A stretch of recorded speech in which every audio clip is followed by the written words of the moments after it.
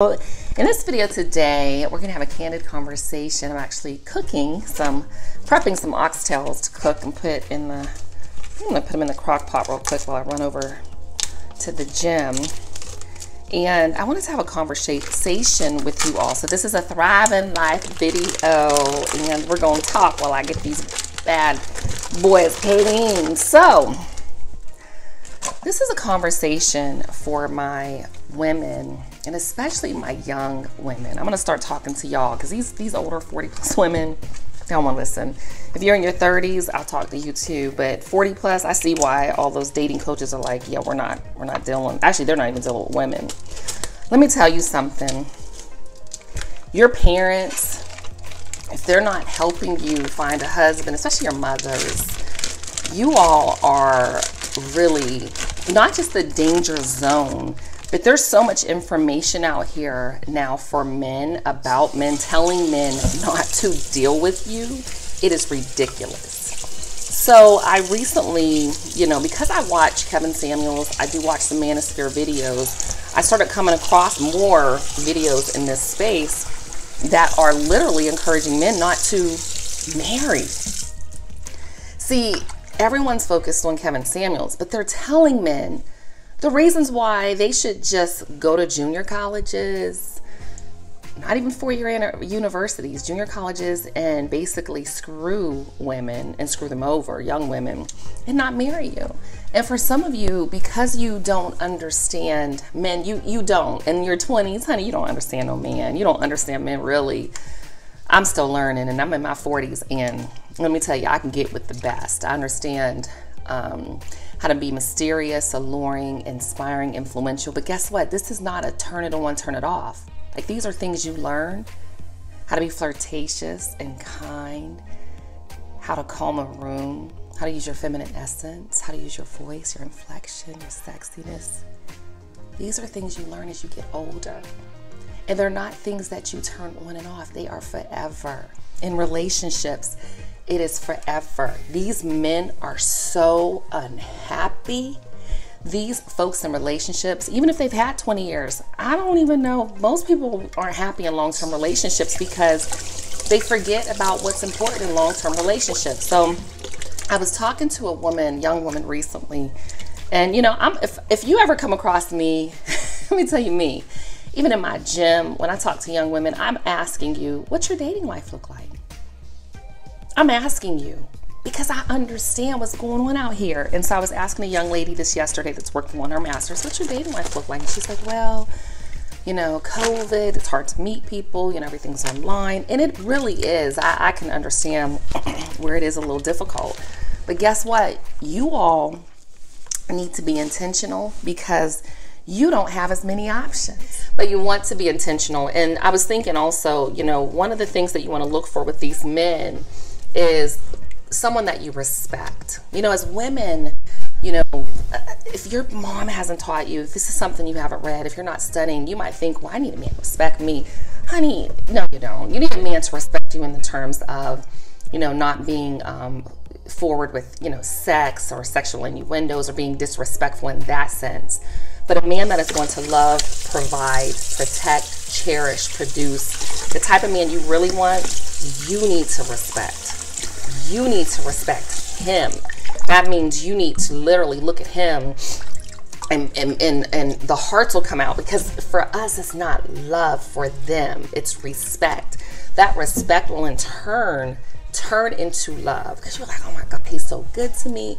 He works hard. There's so much about my honey that I appreciate. I tell him, golly, this man, he cherishes me. He loves me. He produces, he provides, he protects. But guess what? Men want a fair deal. To my young women, you cannot get into a relationship and marriage and just be thinking he's supposed to do for you. And for those of you getting these men to pay your bills, finessing them, that's not right. That's another conversation, but I got a little bit of time today. These men want a fair deal. Men in marriage, the one coach I started finding, Coach Gray, go and listen to his content. And I'm gonna put it in my Patreon society because we're living our best lives being wives. We're living our best lives being wives. Being a wife isn't often, hold on, I want to make sure my mic is up here. isn't often celebrated, but we're celebrating it because this isn't a start and stop. This isn't a, oh yeah, I'm gonna do it for a little bit of time. And these men want amazing sex. So if you haven't been with a lot of men, look, I had to read books, honey. I had to do what I had to do. I ain't gonna tell my secrets. And I had to figure some things out because as a young woman, especially black women, you know, we told don't do certain things in the bedroom that involve lollipops. Now, y'all young women probably a little bit more experienced, but you don't want to be real experienced. You know, part of my innocence is that I was married twice. I do have 3 kids with 1 man. I've not been with a lot of men. And for those of you that have, I mean, that's your life. But you don't want to be with a lot of men. It's not honorable for a woman to be running around here talking about how many dudes she done been with. When I was growing up, even now, we never talked about that because you just didn't talk. Like it was never a woman could be proud to say she'd been with X number of men. Most of the time they'd be like, yeah, you know, I'm still on one hand. Like we never said things like that. It's not honorable. The other thing is find a man, attract a man you respect. And you know, you want to be attracted to him too. But let me tell you something. You can be real attracted. I've had him both spectrums. Okay, my first husband I was not attracted to at all. And let me tell you, I'm 23 years old. We making $120,000 a year. We were ballers. Now I didn't realize it at the time, and I wasn't attracted to him. Now I could have been over time, but I wasn't as smart as I am now. But let me tell you, a man that loves you, provides for you, protects you, produces for you, he cherishes you. You will appreciate and respect him and admire him. You know, he wants sex from you, honey bunny. He wants sex, good sex. He wants you to provide oral sex. You know, I don't read these, especially Coach Gray. Good Lord, they tell it all. Read what men really want. Oh, I can cut this lemon because you got to clean your oxtails. I just rinsed them all and I'm about to clean them. These men want what they want. There's posts in there where the men tell it all. Yeah, after you get married, she ain't gonna suck you off no more. They want you to be fit. We went to a friend's recently, and boy, they have food all the time. They can cook, and it was late. And I mean late. I had, you know, went to the mall, and it was like after 9 o'clock. And I got there. I didn't eat. I hadn't eaten since probably that morning. They're like, you want to eat? And I said, no. I spent too much time in the gym. Montina, you didn't eat? No. We had to stop and get some gas because we didn't have our Tesla. And I got me some fruit from the gas station. Little fruit, apples, and grapes and all that, and almonds. Yeah, because guess what? I like staying fit because I like looking good for my man. The other thing, some of you all are just spending too much damn money. You're not going to come into the relationship being able to add no type of value, no good credit, no savings account. You don't have the financial acumen to help him in any type of way, not even just thinking. You know, we actually are we're actually going to be getting another vehicle, and you know, my honey wanted a certain vehicle, and I just was like, I added my 2 cents. Hey, what do you think about this? Not pushing it on him. I don't give him unsolicited advice. What do you think about us possibly doing this? And guess what? It turned into one of the decisions. He thought about it after a while and said, you know, I thought about that, and this is what I think I want to do. Hey, honey, I think that's a great idea. So like I said, some of you all, especially my young women, I'm going to be directing a lot of content. But if you're around women that aren't speaking well about men and marriage and how they serve their men, listen to how they speak to their men, speak about their men. Don't be disrespectful. If your mom, I've heard some moms, and they just be dogging out dads. Like, oh, your father, oh, he always asks me something. You don't want to do that. You want to live. You don't want to have a 20-year miserable marriage. That's what's wrong with nowadays. People are so miserable. Let these soak for a few minutes. They are absolutely miserable in marriages. There's no honor being in no 20-year marriage and you're miserable. Ugh. You're not having sex. You're not making love. You're not being intimate. You're not fulfilling his desires, and he's for darn sure not fulfilling yours. So what, he pays the bills. It's not enough. And it ain't enough for you to be running around nagging him all the time. See, we don't talk about the women and how you all contribute. Some of y'all, I look at you and I'm like, I wouldn't even want to sleep with you. But you expect your husband just to take you as you are because you're comfortable, but you're too comfortable. You're too comfortable.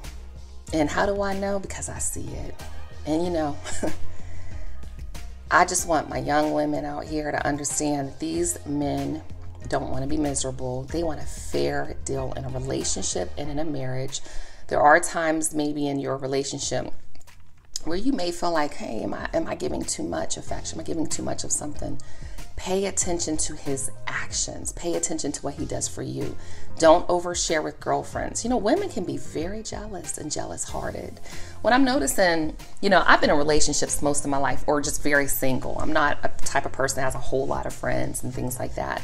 But what I am noticing in relationships mainly is my spouse was my spouse. Like my relationship, he is, you know, we do a lot of things together, but he's not my like main confidant. Like I don't over talk, I don't overshare. I have a therapist. You know, I do have a girlfriend I've had for, gosh, about 30 years. I do have, you know, some friendships where we'll go out and drink some wine here and there, and we'll just talk about girl things, fashion, fun, travel. Men don't really want to hear all that. There's times we sit in the room and we don't say nothing. He don't want to talk about nothing because he ain't concerned about nothing. And I've learned to just be still, be calm. He's not your best friend. That's not what he's there for, okay? So my young women, pay attention, unlearn these things, get around women that speak amazing about men that are fit and beautiful, that are confident, and that can help you get and attract the love that you desire and deserve. So leave me a comment below. If you're not my Patreon society, join my Patreon. I think I'll probably do another quick video because these are soaking. What to do with my oxtails. I actually follow Island Vibe Cooking. I love cooking and I like cooking new things too, but hey, you know what? Somebody else has some recipes. Don't be afraid to use their recipes and add in things of your own. So Island Vibe is awesome. All right, I'll see you on the next video. Oh, who's going to be the spark to ignite the conversation? Leave me a comment below and let me know, especially if you're a young woman. Do you have someone around you helping direct you? Because you can learn things from Kevin, the femininity and the essence of being a woman, and being alluring and flirtatious, and just being a soft, kind, submissive, cooperative woman comes from another woman. So let me know who's helping you. I'll see you in the next video. Peace.